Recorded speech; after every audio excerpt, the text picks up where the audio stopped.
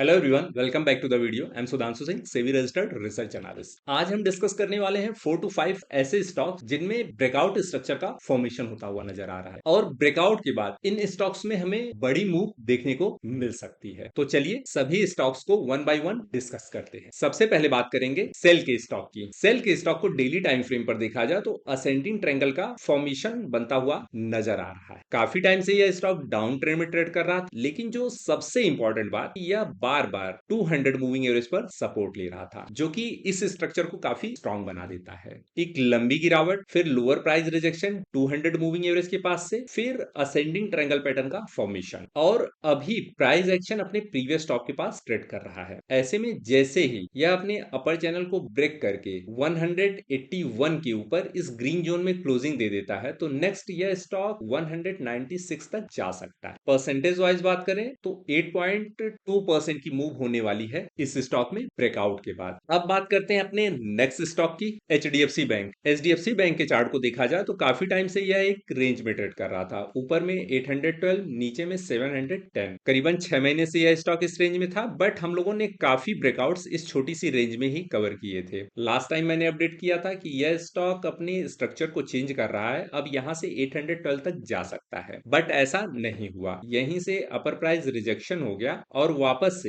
अपने lower channel तक यह स्टॉक पहुंच गया, बट हमारे एसएल नहीं ट्रिगर किए, क्योंकि अगर इस लोअर चैनल को यह ब्रेक करके सस्टेन करता तब यहां पर एसएल ट्रिगर होते, बट यहीं से लोअर प्राइस रिजेक्शन हो गया और वापस से डिमांड जोन के अपर चैनल पर यह स्टॉक ट्रेड कर रहा है। अब अगर 740 के ऊपर यह स्टॉक सस्टेन कर जाता है तो नेक्स्ट यहां से 780 का लेवल हमें देखने को मिलेगा, और इसे भी ब्रेक कर देता है तो 812 के लेवल इस स्टॉक में हमें देखने को फिर से मिलते हैं। ध्यान रखिए, यह कोई ब्रेकआउट लेवल नहीं है, यह सपोर्ट लेवल है। सपोर्ट से यह स्टॉक बड़ी मूव दे सकता है। अब बात करते हैं अपने नेक्स्ट स्टॉक की, वीडीएल। वीडीएल के चार्ट को मैंने अपने फ्री टेलीग्राम चैनल में शेयर किया था। बड़ी गिरावट के बाद कंसोलिडेशन जोन और 200 मूविंग एवरेज के पास यह स्टॉक ट्रेड कर रहा था। मेरी एक्सपेक्टेशन थी अगर इस चैनल को डाउन साइड में ब्रेक करेगा तो नीचे में 225 तक जा सकता है, और इसे ऊपर में ब्रेक करता है तो 300 के लेवल इस स्टॉक में हमें देखने को मिल सकते हैं। अभी आप चार्ट को देखेंगे तो ब्रेकआउट आया अपसाइड में और half of the move I, उसके बाद पुल बैक फेज आया, फिर यहां से कंटिन्यूएशन आ गया, जो कि एक प्रॉपर ब्रेकआउट का स्ट्रक्चर है। अब यहां से 300 के लेवल हमें देखने को मिलेंगे और इसे भी ब्रेक कर देता है तो नेक्स्ट 334 तक यह स्टॉक जा सकता है। ओवरऑल स्ट्रक्चर बुलिश साइड पर शिफ्ट हो चुका है। अब नेक्स्ट स्टॉक को देखते हैं, स्विगी। स्विगी का चार्ट भी मैंने अपने फ्री टेलीग्राम चैनल में शेयर किया था। राइजिंग चैनल पैटर्न का फॉर्मेशन हुआ था इस स्टॉक में। यहां पर आप देखेंगे राइजिंग चैनल पैटर्न का फॉर्मेशन था, और मेरी एक्सपेक्टेशन थी कि जैसे इस चैनल को ब्रेक करेगा और फिर इस ग्रीन जोन में, जो कि है 295 का लेवल, 96 आप ले लीजिए, 96 के ऊपर सस्टेन कर जाता है तो नेक्स्ट यह स्टॉक 331 तक जा सकता है। और अभी आप चार्ट को देखेंगे तो इस ग्रीन जोन के अंदर क्लोजिंग नहीं आई। हालांकि चैनल का ब्रेकआउट तो आया, बट इस ग्रीन जोन के अंदर क्लोजिंग नहीं आई 296 के ऊपर। एक बार गैप अप ओपनिंग हुई, बट एक वीक बन के वापस से प्राइस एक्शन 296 के जोन से बाहर निकला, और इसकी वजह से हमारे ब्रेकआउट एक्टिवेट नहीं हुए। लेकिन अभी आप देखेंगे तो 20 मूविंग एवरेज पर सपोर्ट लेकर वापस से प्राइस एक्शन हमारे ब्रेकआउट लेवल की तरफ बढ़ रहा है। जैसे ही 296 के ऊपर यह स्टॉक क्लोजिंग दे देता है तो हमारा ब्रेकआउट एक्टिवेट हो जाएगा, और नेक्स्ट हम 331 की मूव इस स्टॉक में देख सकते हैं। अब मैं बात करता हूं अपने